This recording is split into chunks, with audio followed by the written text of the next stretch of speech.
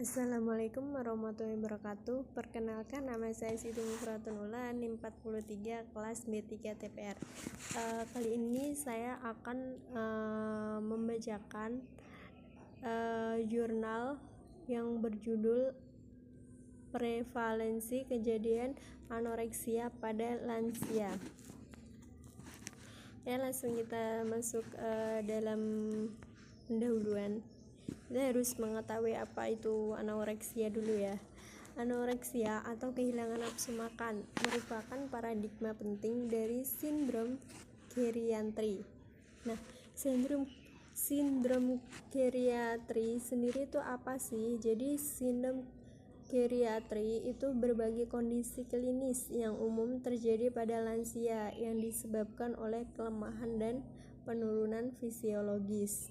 Nah, kondisi klinis tersebut sangat lazim dan hal ini berhubungan dengan penyakit penyerta atau masalah kesehatan yang dapat menimbulkan kecacatan dan rendahnya kualitas hidup. Kemudian anoreksia dikaitkan dengan banyak sindrom dan gangguan kesehatan yang terjadi pada sistem tubuh yang mengakibatkan lansia rentan terhadap penyakit. Jadi kalau udah lansia kan pasti rentan ya, karena umurnya lebih tua, jadi terus kesehatan fisik atau itunya kan sudah menurun, jadi sangat rentan terhadap penyakit. Kemudian di Indonesia terdapat 38% orang yang memiliki gangguan pola makan atau yang mengalami kehilangan nafsu makan, dan kebanyakan dari penderita perempuan. Kenapa terbanyak dari penderita perempuan? Karena perempuan kan selalu ingin terlihat yang wow gitu. Perempuan pasti ingin kayak dia, jadi nggak pengen gemuk gitu, inginnya kurus, jadi mereka kehilangan nafsu makan padahal dia itu udah kurus. Ini terjadi karena banyak yang ingin melakukan cara apa saja untuk menjaga berat badan idealnya. Jadi perempuan itu nggak usah makan deh, udah takut BB naik gitu, padahal badannya itu udah kurus gitu. Kemudian meningkatnya jumlah lansia maka membutuhkan penanganan yang serius, karena secara alamiah lansia mengalami penurunan baik dari fisik tadi, biologi maupun mentalnya, dan hal ini tidak terlepas dari masalah ekonomi. Nah, semua juga kembali ke ekonomi masing-masing ya, ekonomi, sosial, dan budaya, sehingga perlu adanya peran serta keluarga dan adanya peran sosial dalam penanganannya. Jadi kayak gini, misal lansia itu dari orang yang kurang mampu, itu juga nanti akan permasalahannya beda lagi gitu. Jadi dari faktor keluarga sendiri itu juga sangat penting. Kemudian penurunan fungsi berbagai organ lansia menjadi rentan terhadap penyakit yang bersifat akut atau kronis. Lebih dari 12% pada 240% menderita anoreksia, yang merupakan asupan makanan yang berkurang atau adanya nafsu makan yang buruk. Dengan demikian, anoreksia memiliki resiko kematian yang lebih tinggi untuk semua penyebab dibandingkan dengan yang tidak mengalami anoreksia. Salah satu tujuan yang paling penting dalam perawatan pada lansia adalah peningkatan status gizi. Ya mungkin kalau yang udah lansia, apalagi yang zaman dulu banget kan, pasti makanannya nggak enak-enak ya, beda sama yang sekarang. Terus pas udah lansia kayak gini malah nggak diurus anaknya atau gimana, kan pasti kekurangan gizi ya. Kemudian pencegahan dan pengobatannya anoreksia yaitu melalui satu, multistimulus intervensi, terus termasuk variasi makanan, koreksi risiko lingkungan, faktor farmakologi, dan pengobatan medis yang mendasari penyebab kejadian anoreksia. Seperti itu ya. Kemudian lansia yang telah diperiksa dan terdapat berbagai masalah akibat dari perubahan fungsi kerja tubuh dan mengalami penurunan nafsu makan. Jadi penyebabnya itu ada penyebab lainnya, faktor lain. Desain penelitian merupakan strategi untuk mencapai tujuan penelitian, berbagai pedoman atau penurutan proses penelitian. Next, lanjut. Kemudian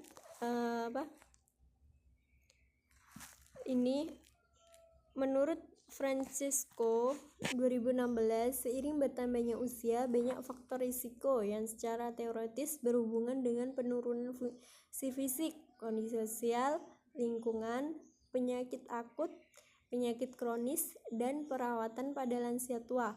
Akibatnya disebabkan oleh kombinasi beberapa faktor seperti psikologis, kemudian biologis dan sosiokultural, di mana meningkatnya jumlah lansia maka membutuhkan penanganan yang serius karena secara alamiah lansia mengalami penurunan baik dari segi fisik, biologi, kemudian mental, kemudian ekonomi, maksudnya dalam hal ekonomi juga, terus dalam hal budaya juga tuh. Jadi ada faktor dalam sama kemudian faktor dari luar. Kemudian sehingga perlu ada peran serta keluarga tadi ya, adanya peran sosial, terus dalam penanganannya, meningkatnya resiko kejadian anoreksia pada lansia di panti sosial, faktor gaya hidup, sikap lansia terhadap kemunduran fisiknya. Jadi anoreksia tadi kan banyak, dan setiap orang yang mengalami anoreksia itu faktornya mungkin berbeda dari orang yang satu ke orang yang lainnya, seperti itu. Kemudian yang kedua yaitu karakteristik jenis kelamin. Preferensi responden berdasarkan jenis kelamin diperoleh presentasi tertinggi. Kalau yang tadi itu kan karakteristik usia ya. Terus yang ini karakteristik jenis kelamin, dimana tertinggi tadi kan perempuan ya. Pengaruh jenis kelamin terhadap anoreksia antara lain terjadi karena penurunan fungsi organ yang mengalami susahnya pencernaan yang dialami pada masa usia yang semakin tua. Paling banyak lansia yang berusia di atas 60 tahun sampai 102 tahun, dari 241 perempuan dan 111 laki-laki yang mengalami anoreksia yang telah diteliti. Kemudian peneliti bernama Hendro, persen orang yang mengalami gangguan pola makan atau yang mengalami kehilangan nafsu makan, dan kebanyakan dari penderita perempuan tadi yang di awal tadi, pokoknya yang mengalami banyak itu perempuan, karena perempuan ingin diet emang. Ini terjadi karena banyak yang melakukan cara apa saja untuk menjaga berat badan idealnya. Peneliti berasumsi terjadinya peningkatan jumlah perempuan yang berisiko mengalami anoreksia. Hal ini berkaitan dengan perempuan yang memasuki masa menopause yang cenderung kurangnya nafsu makan. Kemudian yang ketiga yaitu karakteristik sampel berdasarkan klasifikasi IMT. Penilaian IMT atau biasa dikenal dengan Body Mass Index merupakan alat ukur yang sering digunakan untuk mengetahui kekurangan dan kelebihan berat badan seseorang, di mana IMT ini merupakan alat yang sederhana untuk memantau status gizi orang dewasa, khususnya yang berkaitan dengan kekurangan dan kelebihan berat badan.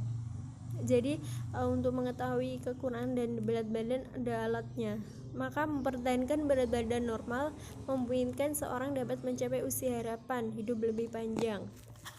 Kuesioner MNA terbagi dalam 4 komponen, yaitu penilaian antropometri, penilaian asupan makanan, kemudian penilaian secara umum mengenai gaya hidup, dan penilaian secara subjektif. Kemudian skor MNA bersifat reliable dan dapat diandalkan untuk mendeteksi risiko malnutrisi yang kemudian dihubungkan ke dalam penilaian kualitas hidup dari lansia. Jadi diteliti dari sifat-sifatnya tadi itu ya. Kemudian menurut Rukaya merupakan alat atau cara sederhana untuk menentukan status gizi pada orang dewasa. Berat badan kurang dapat meningkatkan risiko terhadap penyakit infeksi, sedangkan berat badan lebih akan meningkatkan risiko terhadap penyakit degeneratif.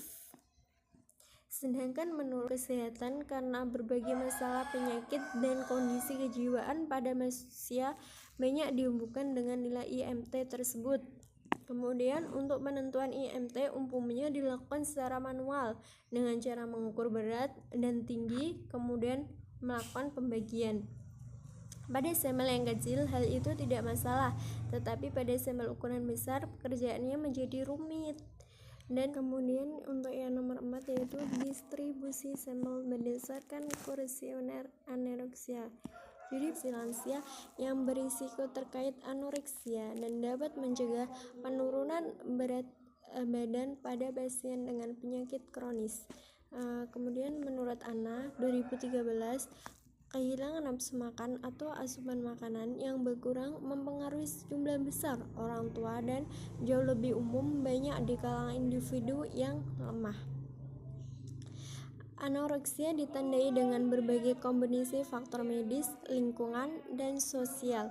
Salah satu tujuan yang paling penting dalam penanganan orang tua yang mengalami kelemahan adalah untuk gizi, mengoptimalkan kembali status gizi mereka. Jadi caranya pengoptimalan gizi. Untuk mencapai hal ini, tujuan penting untuk mengidentifikasi subjek yang berisiko anoreksia dan untuk memberikan intervensi multistimulus yang memastikan jumlah dan cukup makanan. Kemudian untuk membatasi dan mengembalikan penurunan berat badan dan penurunan fungsional, di sini hanya memberikan gambaran singkat tentang relevansi anoreksia dalam konteks kelemahan dan sarkopenia atau hilangnya massa otot rangka dalam proses penuaan. Dan berdasarkan hasil yang didapat, disimpulkan 33 jumlah responden yang menunjukkan risiko anoreksia 41,3%, sedangkan 47 responden yang tidak menunjukkan berisiko anoreksia 58,8%. Pada penilaian nafsu makan, diprediksi anoreksia dapat merugikan pada kualitas hidup, morbilitas, dan mortalitas. Kemudian yang terakhir yaitu di kesimpulan. Berdasarkan hasil penelitian dan pembahasan yang telah dilakukan, maka dapat diambil kesimpulan sebagai berikut. Berdasarkan hasil analisis data, karakteristik responden penelitian didapat usia lansia yang mengalami risiko anoreksia berdasarkan usia antara 45 sampai 59 tahun. Tadi kan yang data di atas ada yang lansia sekitar 60 ke atas. Sebesar 48,9%, sebagian besar perempuan, yaitu 62,5% dari 80 responden. Kemudian didapatkan hasil yang menunjukkan risiko anoreksia 41,3% dan yang tidak berisiko 58,8%, dan nilai indeks massa tubuh yang terbanyak adalah untuk kriteria berat badan normal, yaitu 47 orang atau setara dengan 58,2%. Namun jumlah sampel yang berat badan kurang yaitu 33 orang atau dengan 41,8%, dengan usia yang paling banyak 45 sampai 59 tahun. Sekian dari saya. Akhiri kata, wassalamualaikum warahmatullahi wabarakatuh.